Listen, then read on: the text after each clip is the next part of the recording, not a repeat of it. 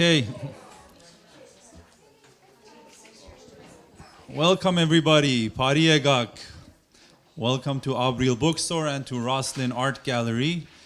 We have a very special and unique event tonight. As you all well know, most of you will know that being Armenian, just being Armenian, being born Armenian, we're born with this huge shadow over our heads, with this tremendous pain just in the recent past and just a generation or two away. And we grow up with these horrific stories. We hear these stories and we see these images, these terrifying images ever since we're born. You know, we go to school and we're just see this back to back. And it's ingrained in our heads. And imagine how all of this affects us as a human being, just growing up with all of this. And the pain and trauma of our parents and grandparents passes on to us in some way. And recently they call this transgenerational trauma. So basically all of this is sort of going to be today's topic. We're very, very happy to have with us today Dr. Shoghagat or Shoghagat Sharon Aroian.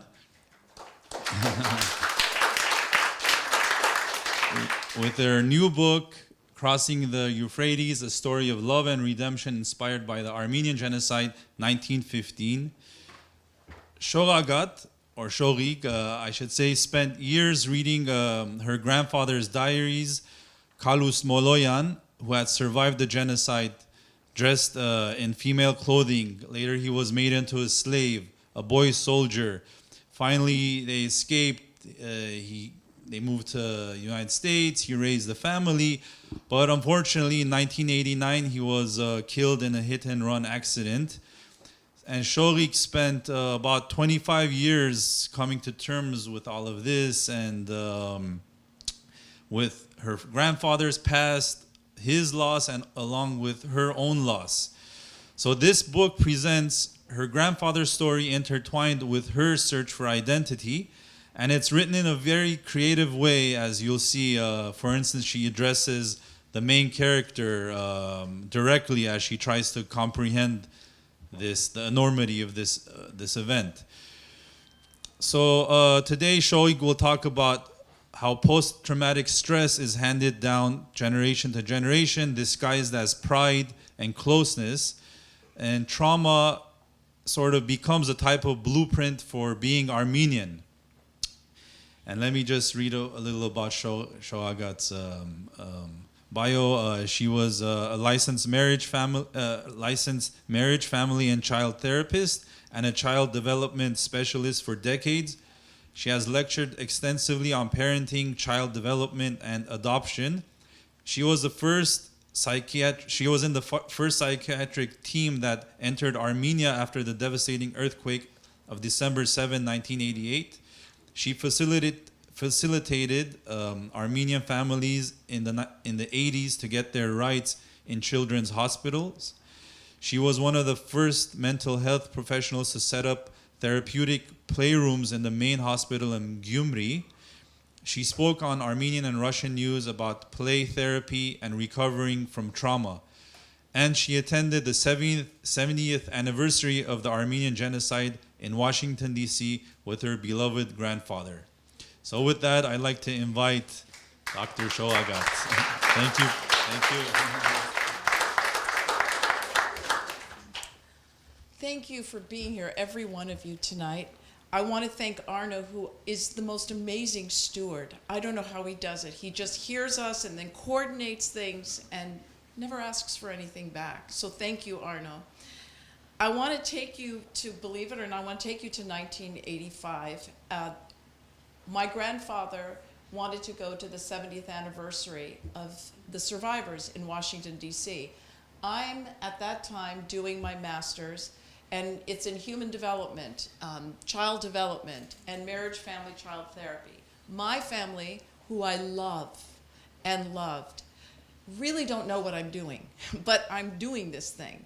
And so I take a week off to go with Babuk. Little do I know, it's going to change my life. I get to Washington, D.C., for any of you that were there, I see 300 people from around the world in wheelchairs and canes and walking, and they're all very elderly, very quiet. And I really don't know what's going to happen, because in my family, my grandfather did not talk about the genocide to me. I just felt the mountain. I felt something. I felt darkness. I felt sorrow, but kind of told it was in my head. And it was just because it was split off from his day-to-day living.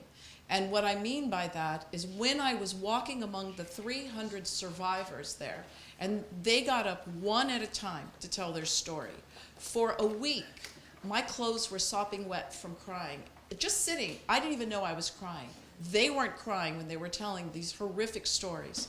And my grandfather, for some reason, was always where they're cutting a ribbon. And they'd say, "Galus, would you like to cut a ribbon?" And he'd smile and he'd cut a ribbon.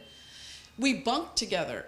When I was going to finish my doctorate, we were going to live together. He was my grandpa, he was my buddy, he was my spiritual advisor, and he was the man who taught me every day of my life, "Babuk, when am I going to meet the love of my life? Shoghagat Sharon." I said, I am so tired of hearing Shoghagat Sharon, but which is destiny is on my forehead. So we have this experience together. I'm finishing up my master's at that time, working very hard, doing a ton of hours, and something is changing inside of me. As I walked through the auditorium and I saw these elderly people sitting, they were all survivors. None of them were talking with each other. They would allow me to talk with them. I would go up with them, and they were very quiet. They just told me what I wanted. I'd ask certain questions, but very solemn, very quiet. And then the women started whispering to me one-on-one. They would say, "I'm never happy by myself. As long as I'm with someone, I'm okay.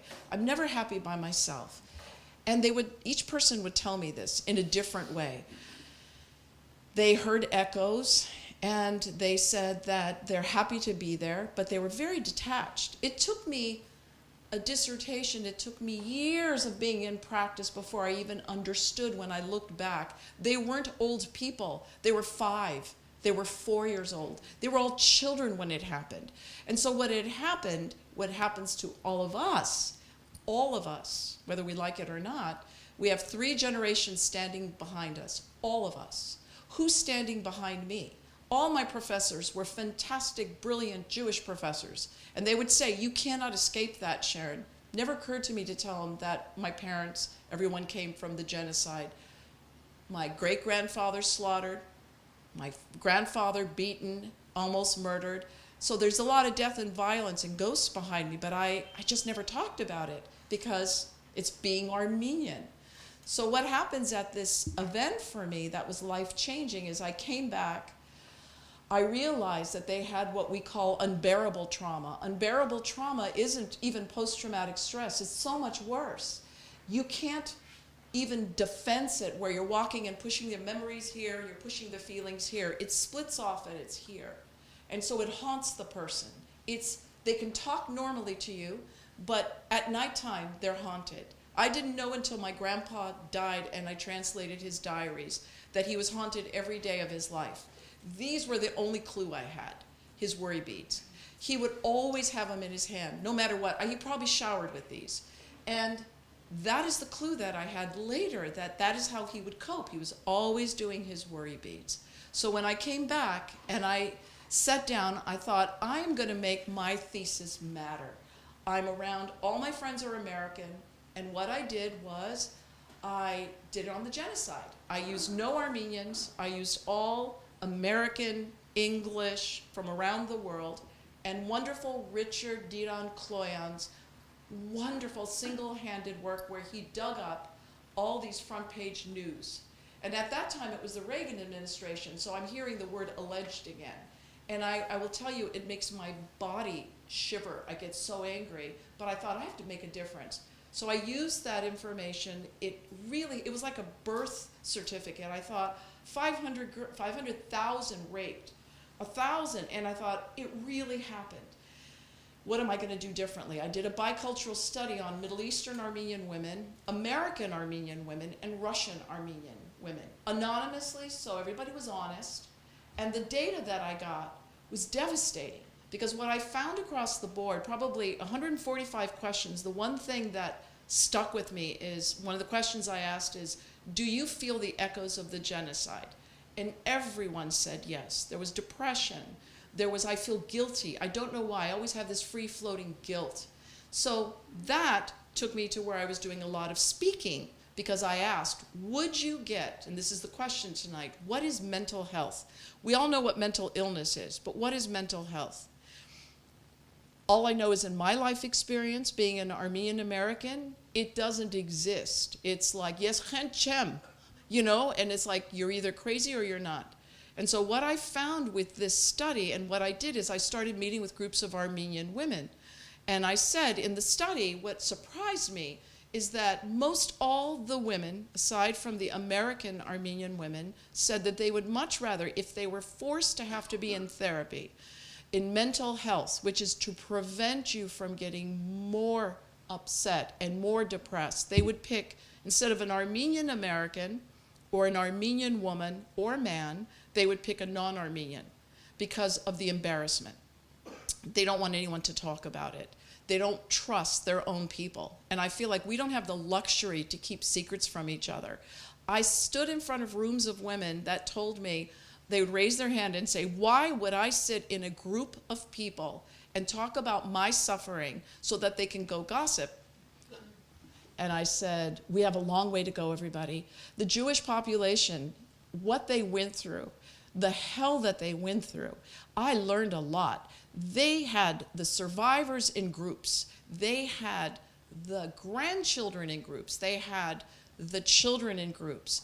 And what happened is healing took place, reparation. They couldn't get even people to admit that it happened at that time, but they, as a community, started thriving, making a living, being in the arts again. And that has been my probably biggest struggle is trauma, unbearable trauma, I'm going to keep saying, that splits off and dissociates.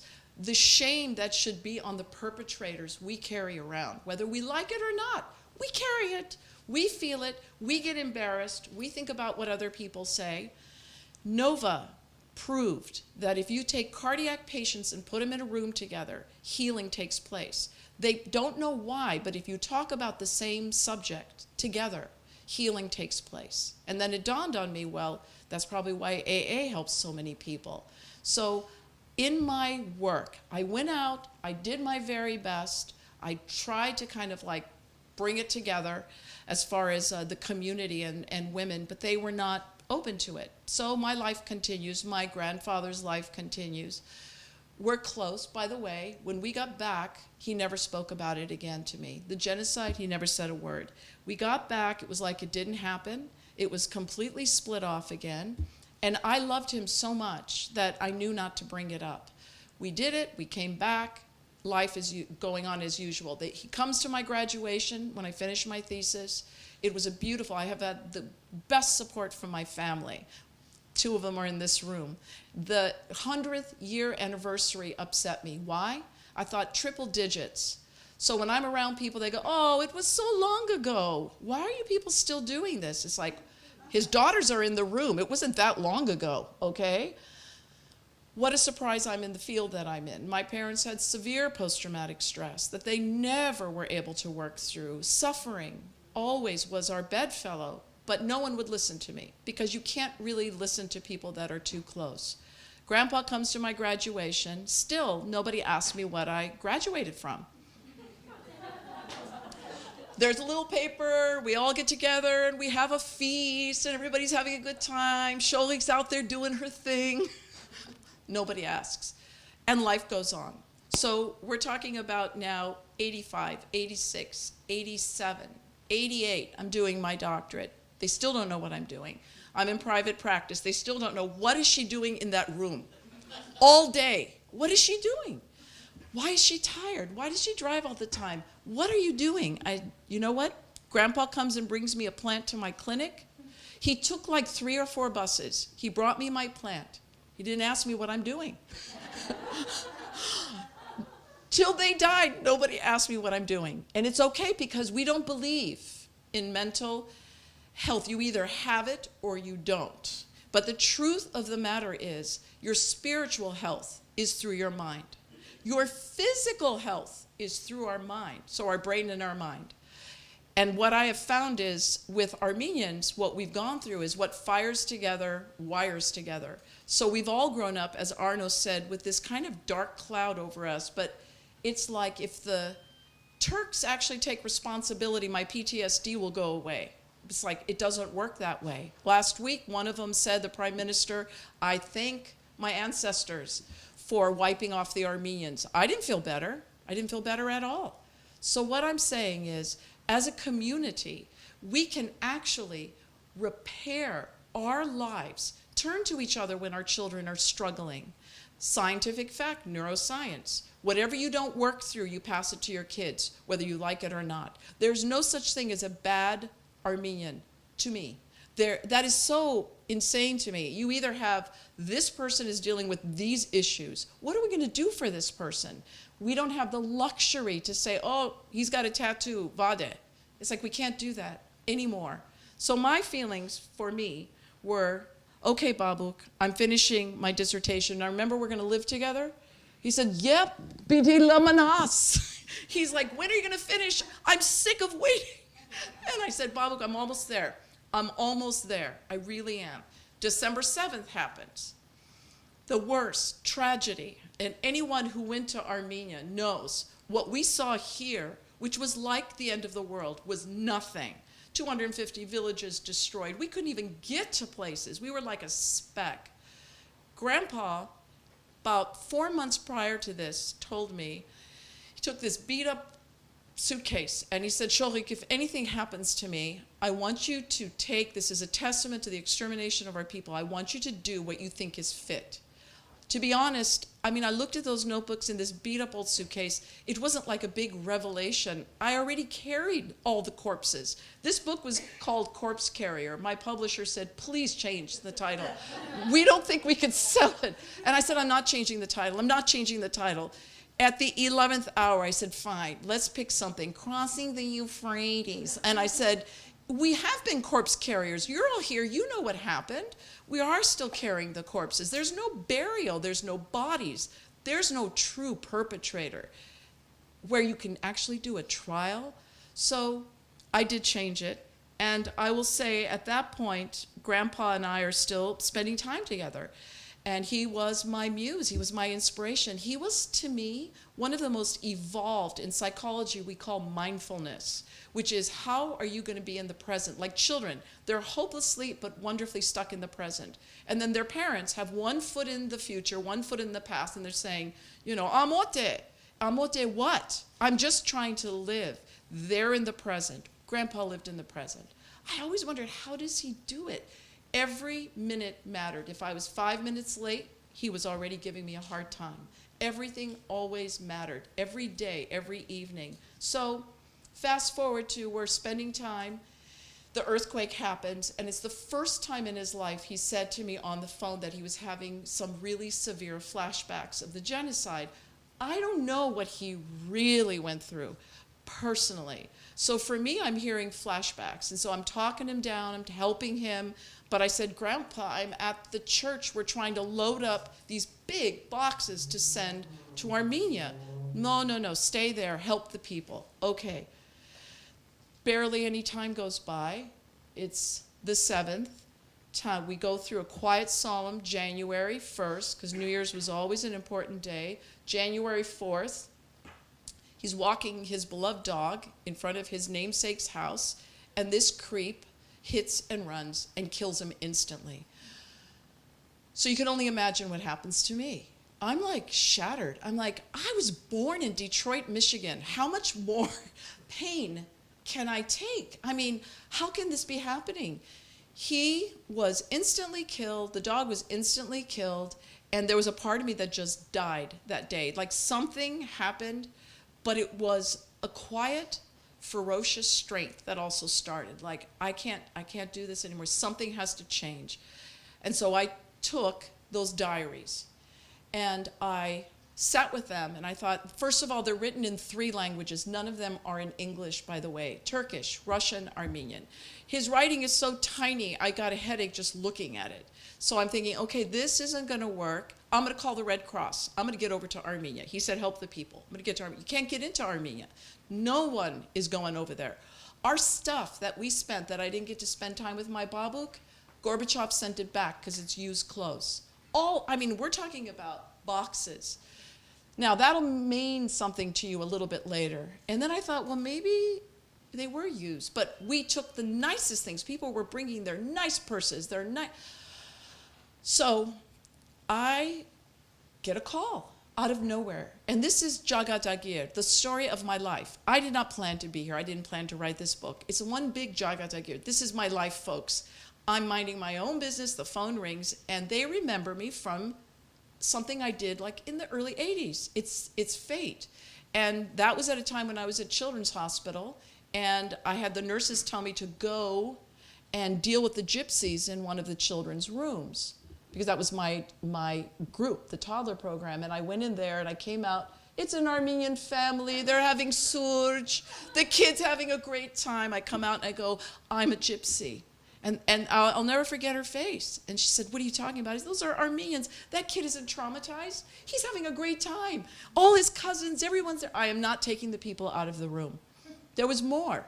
The thing that put me over the end was Armenians were coming into Children's Hospital, didn't speak English. So by chance they knew I was Armenian, and they would ask me to go in and say all of these. First of all, my Armenian opens up only in desperate situations. You need to know that. And I'd see this sad couple. And they'd say, and it would always be some like really flat physician saying, I need for you to translate this. Do I look like a translator, right? And I would start hearing experimental chemo. And I would look at the Armenian and I'd say, you're going to shake your head no at this point.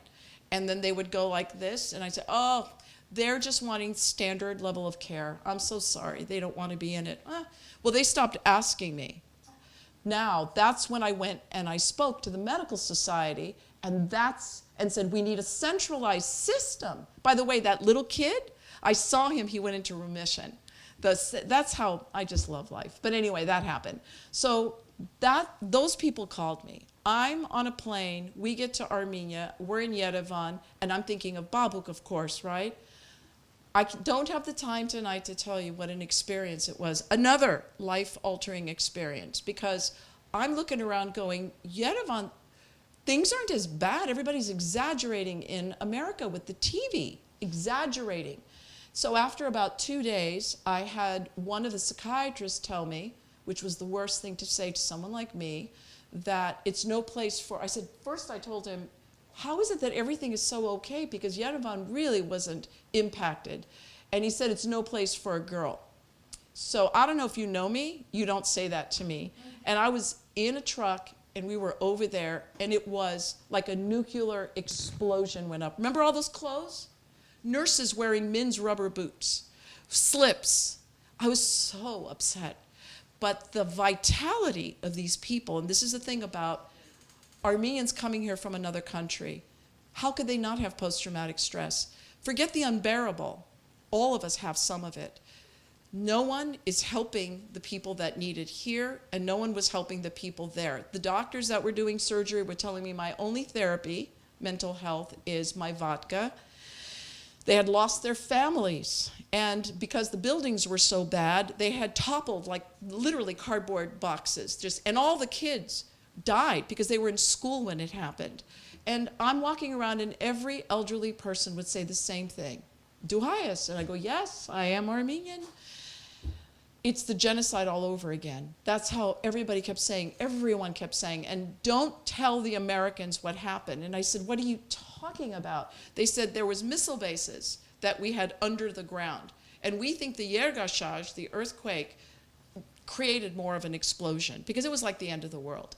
So with that said, I started to do group therapy. That's all I had were a tape recorder. Now I want you to remember 1985, how these traumatized people got up one at a time. That was the only way they would talk. They wanted me to know how great they were doing because the children hadn't talked about the earthquake since it happened, which was December 7th. This is mid-March. I look outside, it's like a war zone. And I said, you didn't let them talk about it? Oh, no, no. The kids look catatonic, but here's the good news about mental health when you pop through within 6 months. I sat around with these kids. They did the work more than me. I said, I want to know what happened. Where were you? Where were you? Where were you? They saw my little tape recorder. This little pistol of a boy goes, what is that? And I said, well, you could hear your own voice. Each child got up like they're in school, and they said where they were. And then they pointed to this one girl, and they said, she's lying, her mom is dead, and she keeps saying her mom is alive. Fast forward 1 week. These children started taking my therapeutic toys, and they started making earthquakes, and the mothers were going nuts. And the beautiful thing is, one child, they don't know each other, held one building. After 3 destructions of the city, they built a new city. She put the house down. They started singing.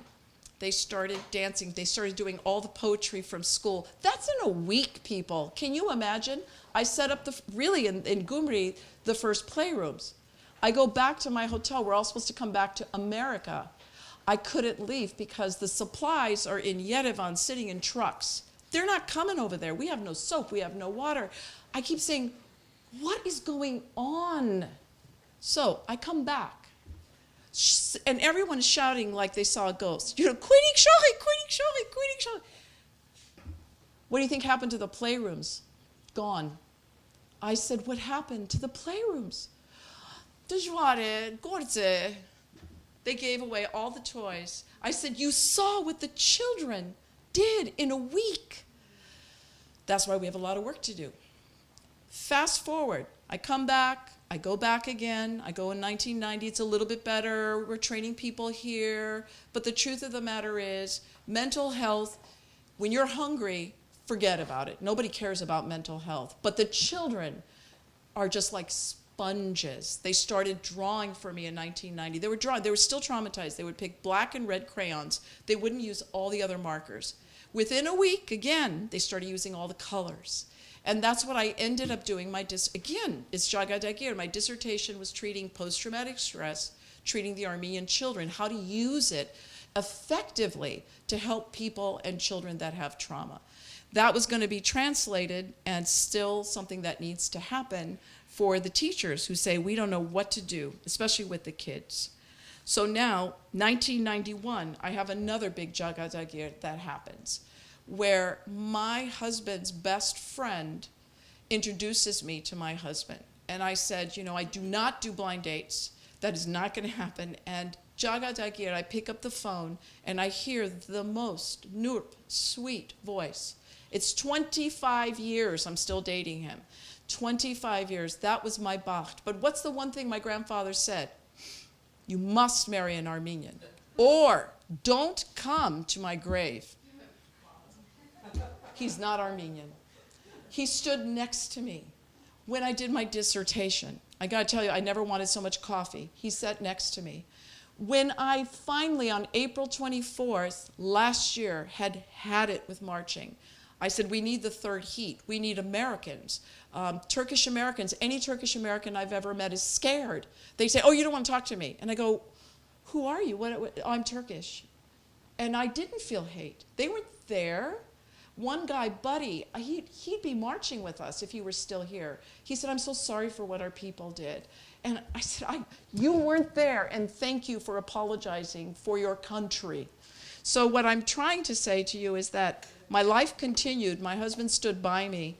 I feel more high now than I did before I met him.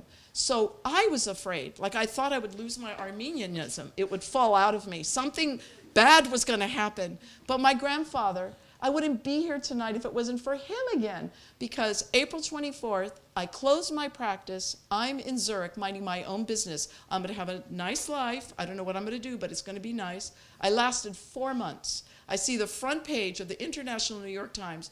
The Pope uses the word slaughter, Armenians, and genocide.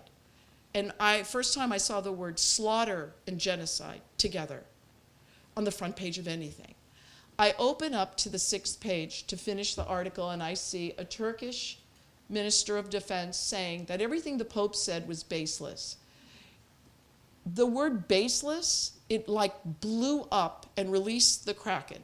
I leaned over to my husband. I said, I know I just retired, but something's going to happen. And he said, what? And I said, something's going to happen. I still didn't, in a million years, that's why I love life, didn't expect what was going to happen. I come back, it's April 24th. I am not marching, I'm sorry to say.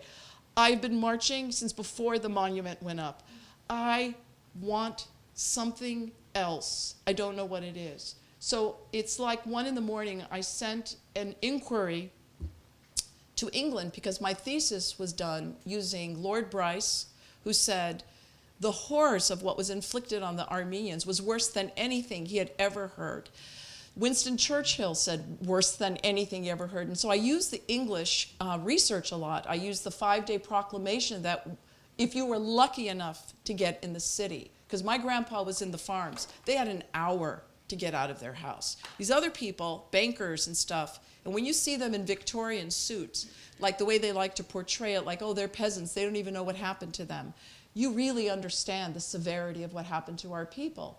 So I'm sitting and I'm sending an email to the ether. I just did it because I felt guilty.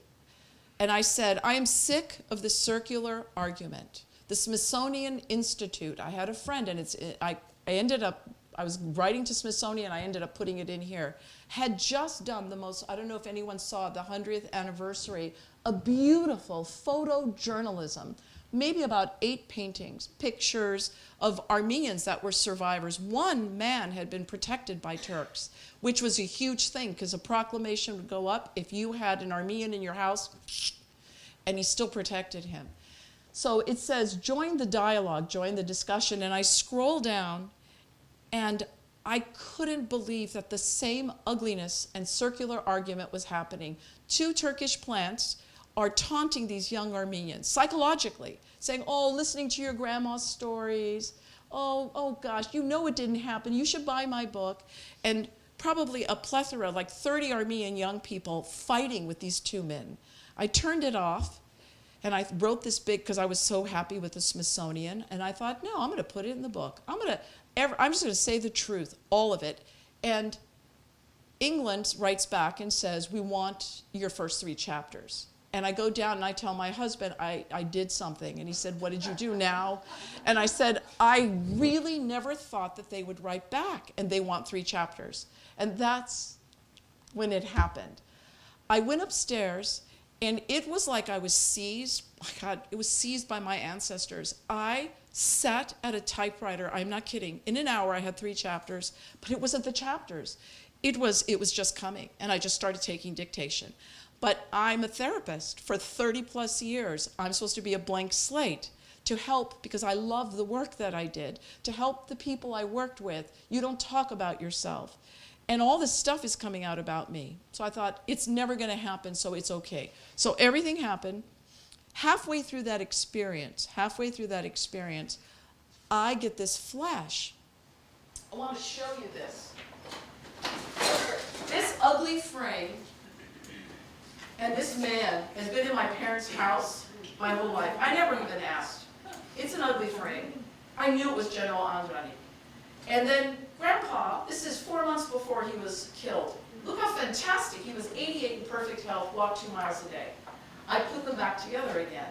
And these 2 people stared at me until less than 3 months later the book was finished, because they wanted all of it. The only deal I made with them is I want all quotes to be unedited, because they said, once you sign this contract, we can edit. And I said, I'm not going to do it then. You have to promise me you could change my stuff, but not my grandfather's words. And so that is the birth of this book. That is how it happened. I did not plan it, as usual. This is my Shoghagat. And what I want to say to the severity of what we have to deal with, as Arno implied, is we don't get to just be Armenian. We have a responsibility. We all have to pass the word. To our young people, it's not like you have to just march. It's more than that. Write a report. Learn about mental health. Don't wait until you're so depressed or addicted before you go get help. It's not amot, because your mental health, proven, neuroscience, your brain lights up differently when you know your own life story. Our brain lights up differently. So my parents couldn't pass parenting to me because I felt their pain. Their parents felt pain for them. My great-grandfather was probably the first therapist in his community.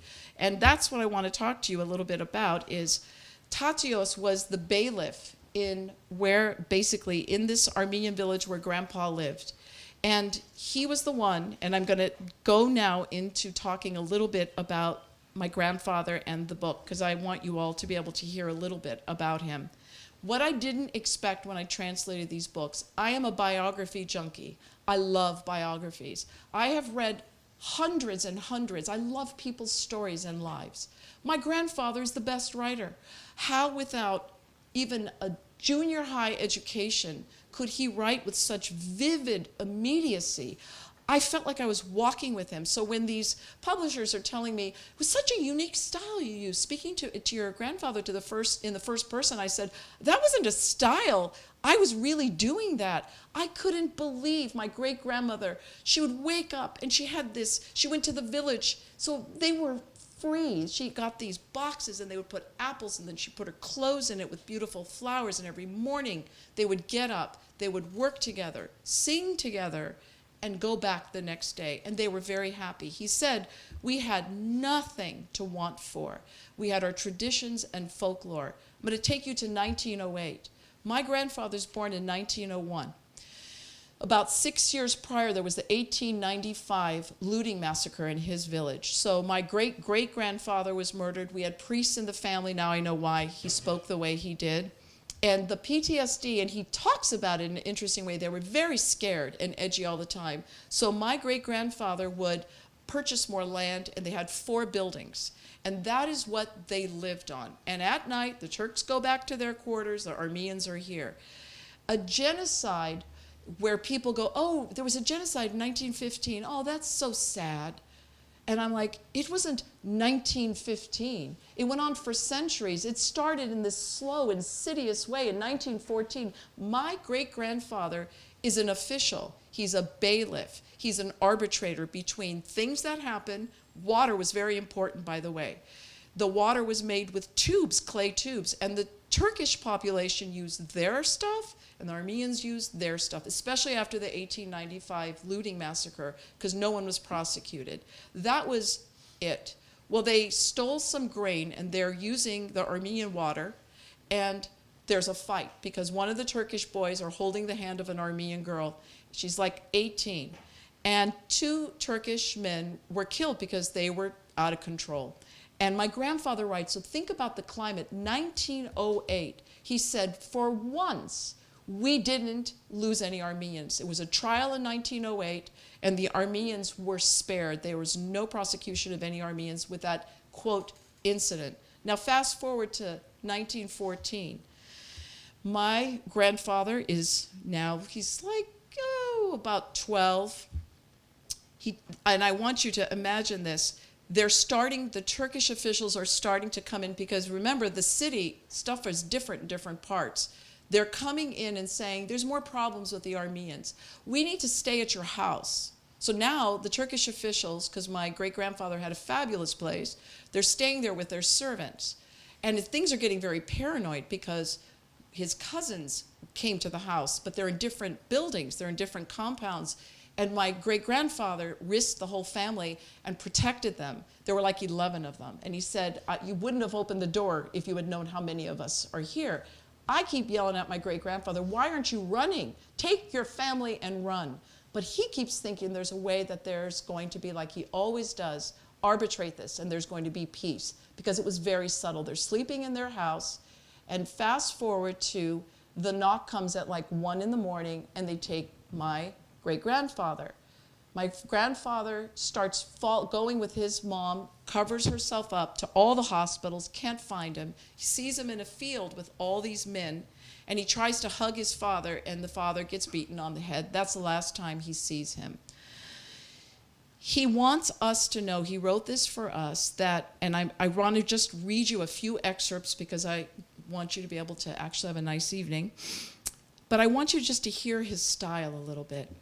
My birthplace is Humlar village, Terjan region, province of Karin, western Armenia. The city of Terjan region is Mamukutan, a small town built at a bank of a river. It was called Water of Dugla. There were high mountains and rocks there. There was a huge rock called Gartal Stone, 1 kilometer in length and half a kilometer high. His 12-year-old is writing this, just for you to imagine. My parents bought him a plot. He was so happy. I said, Babu, how can you be happy about having a cemetery plot? I would get upset because I don't want him to die. And he said, because there's a dial, there's a sundial right next to my plot. And I didn't know about the Gartal stone. I said, well, okay, I guess if that's something that rocks him, that's good. Our village, Humlar, was built on the skirt of that mountain. The population of the village consisted of 63 houses, 33 Armenians and 30 brute Turks. In the rear part of the Gartal stone, there were abodes. And he talks so much in his diaries, and that's why something's going to be done with those diaries so other people can hear it. For once, like Arno said about the sorrow, I got to see what life was like before the genocide. I mean, it was beautiful. They'd wake up in the morning. He said, we had nothing to want for, even with the 1895 looting. There was food for everyone. They would reap together. There was a tradition. If you couldn't reap your field fast enough, everyone joined you, and then your job is, as tradition, is to give them a feast. And so everybody had each other's back, is what I'm saying. He talked about, believe it or not, they worked hard for 7 to 8 months, and I couldn't believe they were indoors for the rest of that time till the end of the year because there was so much snow at that time. They would do folklore. They would sing together. They would actually share their problems with each other and help each other. And he was gifted. Quote, soon after our peace was once more shattered, we were strong in our faith, and when one lives in such pastures with the sky and people that work together, you feel safe, you feel happy. We didn't know what it is to want. We were rich in love and family and storytelling. It was enough each day. There was a completeness to each day like a chapter in a book. But once again, a big fight broke out between the Armenians and Turks. We were back in our field working. We had a piece of land called Siruni. And from this point, what happens is that it starts to begin to be a hostile environment where the workers that are Turkish are now coming in. They're not cooperating. They're not working. They are starting, his next door neighbor is starting to have a real attitude and being very hostile, and they're complaining about my great-grandfather. And you know that he got taken, but he does these flashbacks where they'd say, he's doing all these terrible things. He's keeping people at his house that shouldn't be there. And the hostility that continues to rise leads us to, it was a morning, it was mid-May in 1915, and it was a beautiful, sunny, and bright day. People were tortured last night like Christ. I want to talk about this in front of Turkish American students, but they didn't get back to me. They said their email didn't work. They were in mourning as if black clouds had knelt on the village. We were still asleep in bed. We were all exhausted from the night of hell when we suddenly heard the roaring of torture and crying. My beloved mother had tears flowing down her cheeks while she called out to us, her innocent babies, get up, enough sleeping, see what's going on in the village. We have to abandon the house. They had 1 hour. They are expelling us from our house. My cousin Nunifar had a hammer and was smashing all the containers of our winter food stock supplies, jars filled with cabbage, apples, pickles, baskets with food that hung on the walls, all the crumbled grains and milks. And this isn't going to be easy to hear, but it's his eyewitness account, and I think it's important that we hear it. He finally gets heard. The Turks began to force the people into the water by beating them. Boys, girls, brides, and mothers now embraced each other and cried and begged. Nobody listened. Whoever could cross came out to the other bank. Those who couldn't were drowned by suffocation. Their corpses rose to the surface of the river and floated. The barbaric Turks rushed into the bewildered folks and began to rob them. They forced them to be naked and began beating them on their heads with sticks and axes. They stripped them of all they had. By this point, it's about 5 villages that are being marched. So it was many more Armenians than there were Turks, and outlaws and some Kurds that start joining in. The Armenians in these villages were giving into, we need to see your weapons because we want to protect you. There's problems with the Armenians. And they would actually gather the weapons and then use them on the Armenians because they wanted peace. It was still, at that time, there was jurisdiction, there were rules, and they're still thinking the rules are applying, it's a war situation, and you're going to help us. They took, this is the part that's always still hard for me, they took the nice-looking Armenian girls and the women and laid them under stones and did whatever they wanted. Grandpa still has girls' clothes on, mind you. The savage Turks were shouting as they raped the girls that they should call their Christ to come save them. Raping continued until dark came. God's anger began. Clouds roared. Thunder and lightning beat us. Rain poured on us. We sat in the mud until the morning dawned. God pitied us. The sky cleared up, the sun rose, and God's heat began to warm us up again. There were people who had jewelry with them. They buried them in the sand during the looting. My mom had some gold coins. We buried them in the earth and sat on it.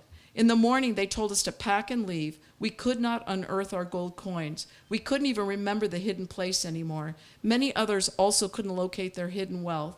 The barbarians again came and began to undress the people, making them naked. And as you know, when you have dignity, that is the best psychological warfare, to make people feel absolutely powerless. I didn't know there's a point where this Armenian woman gets him to talk with these Armenian kids, and she's saying we should go back. He loses his family. I didn't know how to run to reach my family. I began crying. Suddenly I look around my sides, and what did I see? The most unspeakable, vicious, disgraceful scene I've ever seen in my life. Every Turk and Kurd had forced and laid down young girls. Women were along the sides of the road where they were violated and raped. Those that resisted were beaten, punched to death, and thrown aside along the road. I saw a girl naked lying on her back. She was screaming and begging, "Help me for God's sake." Who could come near? They would kill the rescuer right on the spot. I ran. And he bumps into different acquaintances, and he finally finds his mother. They continue marching them deeper and deeper and deeper away from their villages into Turkey. We descended a little more and more into the abyss. It became dark. There was an inn there. We spent the night under its walls in the open forest. We laid there thirsty, starved, and exhausted. And this is why Horipsime, and it occurred to me when writing this book, they don't have a gravestone. My great-grandmother, my great-grandfather, they don't have a gravestone. I'll put a plaque in the church. Do you know that I thought they were going to tell me no? Because they're not real. I know that sounds so weird, but all I ever heard was the genocide, not a person that I got to love. She has gruel with her, and she's still feeding her kids while they're being raped and walked. And so for everyone in this room, fill up the churches, give them a place. So now Horipsime, from my grandfather and his wife, and my beloved great-grandfather, and my grandfather's sister who saved his life by dressing him in girls' clothes, and his two brothers have a tombstone. It's easy. And everybody will start feeling more and more like, wait a minute, we're burying our dead instead of someone is going to say, when do murderers say, I'm sorry, and give you back the body? I've never seen it happen, unless it's a plea bargain. So I want you to know that he continues to talk, and he continues to talk. And there's a couple scenes, if you'll bear with me, I really think it should be said. When we came down the hills, we saw a terrible and vicious scene in the fields. Corpses were scattered like melons, and all of them were blackened. The sun had made all the bodies sticky and decayed. The corpses' fat melted and flowed down to the ground, making little pools. We had to walk across those corpses. We could see nothing. We blinded our eyes. In the evening, we came to Yerzinka. We spent the night outside under the walls of the city. Approximately half of the people remained there. My mom, my sister, Voskan, the miller Kino's wife from our village, who said they took away my daughter. Again, the Turks and Kurds mingled among us. A Turk hit my mom on her head, saying, "Why are you crying and weeping? Why are you so overly excited? Nothing has happened. Why don't you call your Christ to come rescue you from our hand? You will die. We will slaughter you. We shall eradicate you. No Armenian will survive. Do you understand?" In the morning at sunrise, they drove away the people again. Many people left their toddler babies and elderly under the walls, and many old sick people remained there. They drove us to the center of the city. They ordered us to sit and rest, if you can imagine. They would bring rotten bread, and they didn't know should they or not, because they would give you rotten bread so that you can keep marching. They didn't want you in the city. They needed to get you. And the rivers, unfortunately, in May are low enough where they could actually cross the Armenians across actually several rivers. They drove us, and then Turkish and Kurd lads bribed the guards to come and chase the girls and women that were left. I'm going to take you 2 years into the future. So genocide, right? Like it happened once. He continues to walk. He is taken from his mother by a Kurd who sees that he's a boy and gives her cheese. She's saying, you're going to take my son? You're going to take my son? And he said, you know you're going to all die. Let me take him. My wife does not have a son. So off my grandfather goes. And this Kurdish family was okay. He was not allowed to look back. However, a proclamation went up. And that's why when the government says, we knew nothing about it, the Young Turks did it, the proclamation went up that if you had a child 3 years or older, you would actually be killed if you were keeping them. So this Kurdish family let him loose. A Turkish family gets him, and he is a slave. He is beaten. He is miserably treated. And what he does is he escapes, and he goes into the village where he does the chores, and this Kurdish man tells him, he felt sorry. He said, he found pity on me. And he said, there is a wonderful man. He's Kurdish, and he does not have a son. Go this way, go that way, go this way, and he'll take you. I don't know what made him believe. He was desperate. He ran away, and he went there, and the son of this woman, by the way, this woman beat her own son as well and starved them, found him, they beat him, they brought him back. He never got there. His wounds heal, he goes again. Now, mind you, we're talking about like a 12, 13-year-old kid. He makes it this time. This man legally adopts my grandfather. He is a Muslim now.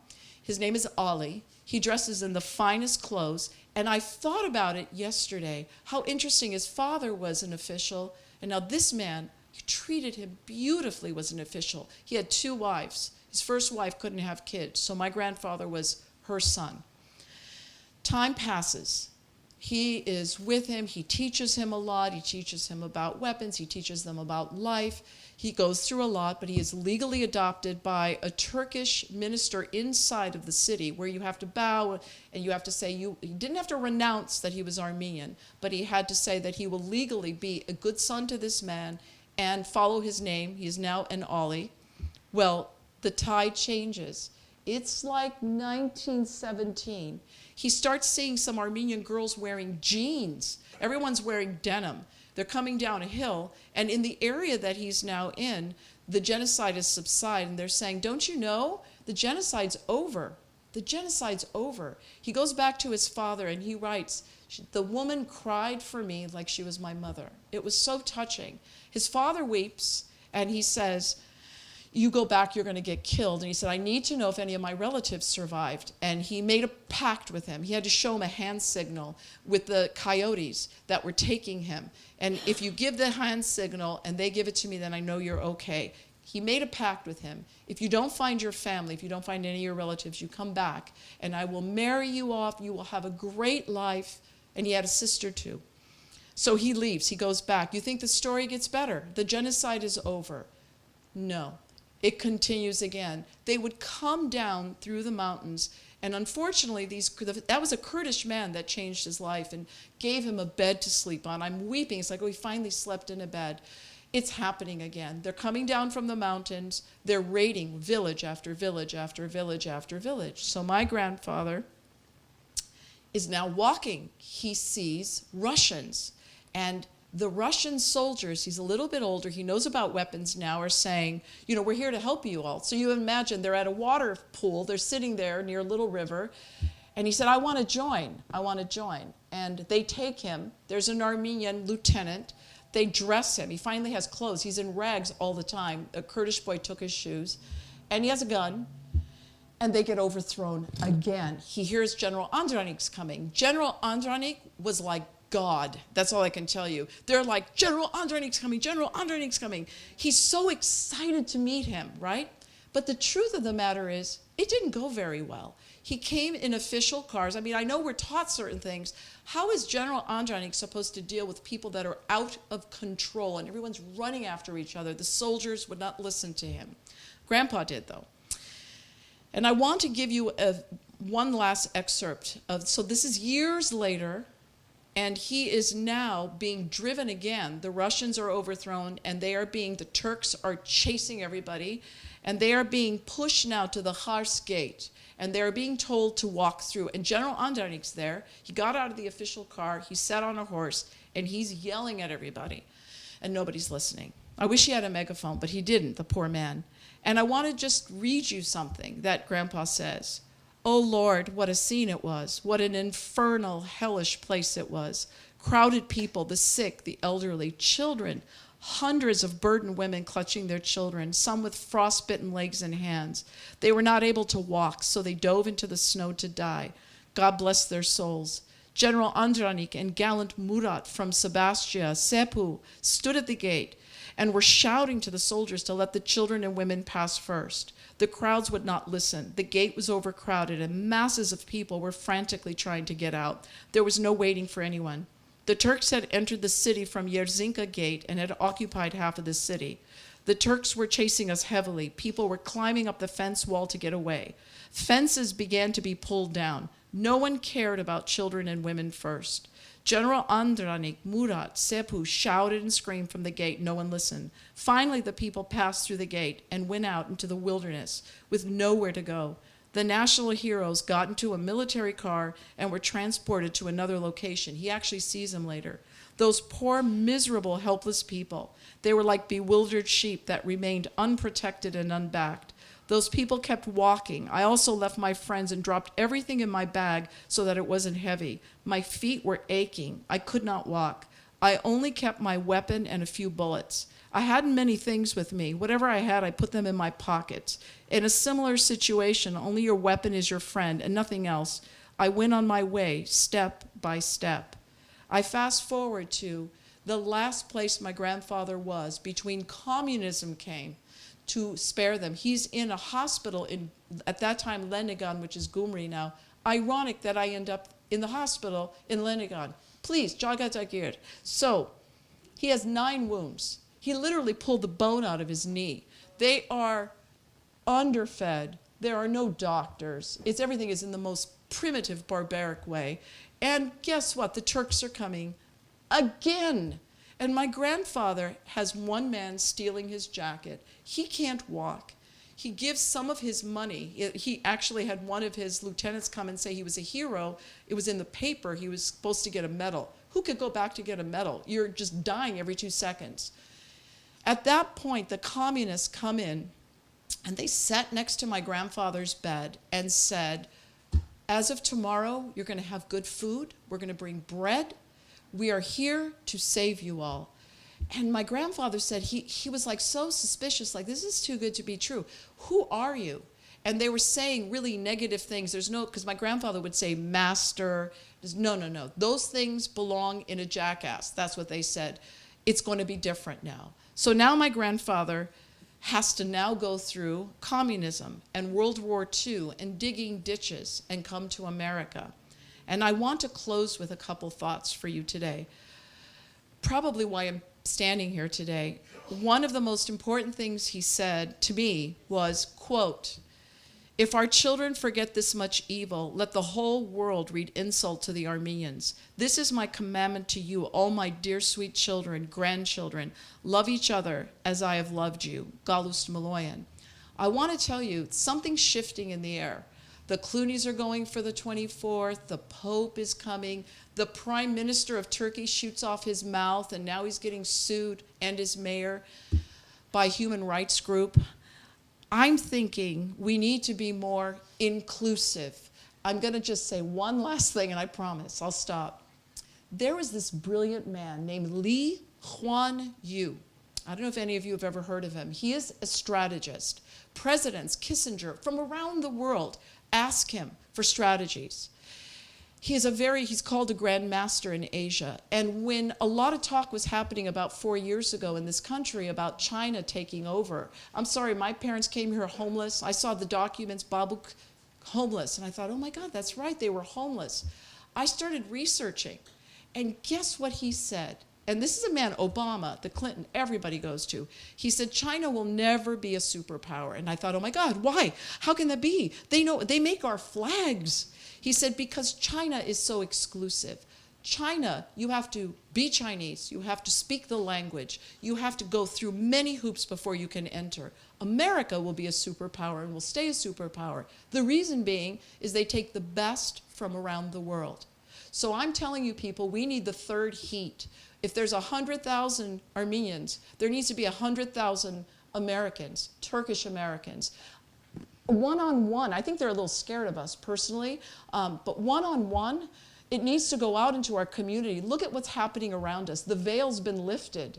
People are afraid to take a plane trip. So what we need to do as a group, just one last thing, is keep remembering we deserve to continue healing and reparation regardless of what anyone says, because we know what happened. We continue to put our footprints. I love how much we've grown. I grew up in this town when people would tell me, are you Indian? No, I'm Armenian. What the hell is that? Nobody says that to me anymore. And I loved coming here, and I thank you for your time. And if you have if there's a couple questions or comments, or this would be the time. And then there's refreshments. Thank you.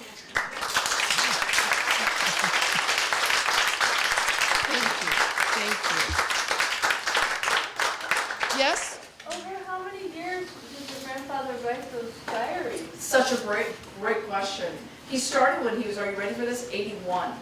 And it was over 4 years. And it's 400 pages. It's this big. It all sounds like this. He's amazing. He's amazing. And by the way, one last thought. When I was in 1985, when I was over there with him, he didn't tell me he had written it. I figured it out. He was 85. He wrote this when he was 81. I wasn't in enough yet. I proved myself to him. Isn't that interesting? So thank you for that question. Yes? In the beginning of your talk, I didn't understand what you were saying when you were working on your master's and your Jewish teachers. Yes, what they were showing me by example was that the Jewish Holocaust survivors were in groups immediately, and they worked together. Like, remember in 1985, I was with these people. They did not talk about it. When it wasn't that one time I get up, I speak, that's it. They didn't sit together and say, oh my God, where were you? Where was I? They didn't want to talk about it. It was dissociated. And I learned from watching them. I didn't know it existed. I didn't even know what therapy was. I'm doing my undergraduate. I didn't know that people went in a room. I just loved learning about this field. What a surprise. I could never stop my parents suffering. So with that, I'm just saying, during that master's time, I think that answered your question a little bit, right? You were just, you learned how it should be group therapy. Yes, that's what they did. And they did for the grandchildren, and they did for the children of the survivors, ongoing. But were your Jewish teachers acknowledging your suffering, the Armenian genocide? Absolutely, because at 8 in the morning at St. John's Hospital, by the way, 8 in the morning, I shot up Hitler. I thought everyone was going to have a heart attack. And there's Hitler on a film slide, and I said, just read what he said. And he was comforting the whole thing about the Polish genocide that they did. He was comforting all his soldiers by saying, who remembers the Armenian genocide? A lot of people, even at that level, said, I did not know. I mean, in my life experience, that's why to me, when I saw on Amazon, my last thing I'll say, Americans reading the book and saying, I never knew that. Or people coming and saying, I didn't know the genocide happened. It kills me, but it makes me happy. It's like 100 Armenians for me. We know what happened. I need for them to be marching. They're afraid to go to Brussels. They're afraid to go to Paris. Come on, let's work together. So that's what it was. But I told you in my research, I didn't sit with the men, because I think the men would have even given me a harder time. They did not want anything to do with any group experience. They did not want to talk about their pain. And you're my sisters and brothers. If I can't come to you, I went to strangers. They taught me everything. So look I'm back. I lasted 4 months on retirement. Okay, I'm back. Yes? Do you think that the way you like described how the psychology of Armenians can help explain the current detachment of the newer generation? Ha, that's brilliant. Yes, because it's hard enough for me. Why am I going to carry? And here's an interesting, God, I'm loving these questions. Can you imagine what I'm thinking about? I'm thinking about writing a book about genocide for children. And I thought, I don't want to do that. I love children. I mean, it's what I dedicated my life to. But there's been at least 10 genocides since our genocide. So what happens with the younger generation is, oh, Baba, just leave me alone. It's hard enough. They get 50,000 texts growing up, but they have a responsibility. How? Remember, Dr. Daniel Siegel, neuroscience. Our brain lights up differently when we do brain imaging. If you know your narrative and you tell your children, how come I had to go down? Maybe I would have been, I don't know, a dancer or something. I went down this road because no one really worked it through and told me. I'm glad. I love my family. I would pick being Armenian all over again. That's what's so interesting. But yes, the younger generation needs their parents to sit down. Do you know when? Young, 9, 10, and talk about the pictures. I just heard genocide. I didn't know, now I know it's Horipsime. I know when she'd get up in the morning. She's personal to me. Tatios. I love my great-grandfather. But they were just words. That's all I can tell you. Just, it happened. So those kids that are detached, we need them. They can't get away with it. They just want to party and just forget about it. Sorry. And they won't be happy. The last thing I'm going to say is, I hope you all believe that you have an unconscious mind. Why do people date for 9 years, they get married, and they want a divorce in a year? Why? Because the houses they grew up in sit between them. Why does someone want to get a divorce when their kid's 5, and then you point out to them, that's so weird, your father divorced your mom when you were 5. Oh my God, I didn't see that. We have a ton of unconscious pain, and it transmits to the next generation. So you either step into it like I did, because I loved my parents. By the way, I never successfully helped anyone in my personal life. So they don't listen. And you learn in this work, don't try to help your friends or your family because they can't hear you. They can't be objective. They did not believe in mental health. They suffered unnecessarily. So these young people need their parents to sit down with them. Maybe they need to come to something like this. Maybe they need to read something. By the way, this, using myself as an example, Dr. Siegel did, and I thought, ugh, maybe some young person will read it and go, oh, I've thought those thoughts. So that's why they're detached. They're tired of the pain. And guess what? I can't take care of this whole big thing, but you can by a report in your school. I have told more non-Armenians. By the way, the last thing I'm going to tell you for sure, I got to be a terrorist for a day. You may say, how did I get to be a terrorist? I got a job in 1982 at annuity department in E.F. Hutton. I didn't even know what annuity meant. I go home, I look it up, I show up my first day of work. I have these temps coming up to me and they're going, are you a terrorist? I swear to God, I thought they were joking. I said, are you kidding? And they said, they were not kidding. They had terror in their eyes. They said, don't you find it interesting? Your last name ends with I-N, and the Turkish consulate is 2 floors down, and it's April 24th. Don't you find it interesting that you're starting today? By the time I left that company, they all knew about the genocide. They avoided the 2nd floor, not me. Thank you.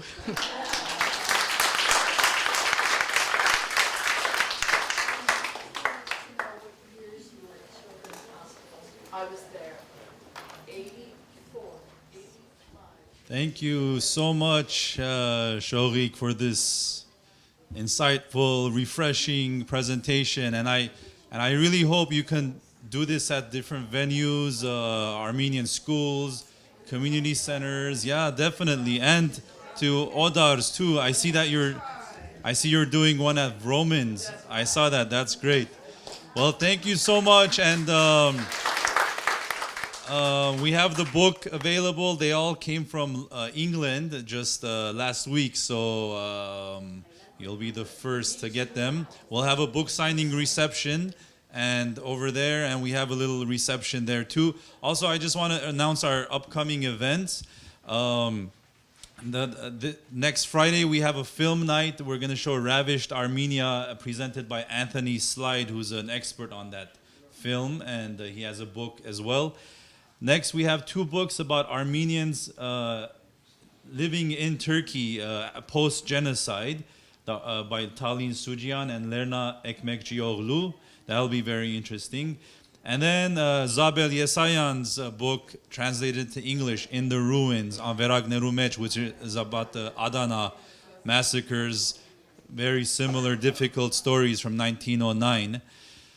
So that's about it. Also, I want to say Vahe Berberian is here. They did acting school, theater together. So welcome and thank you very much for coming.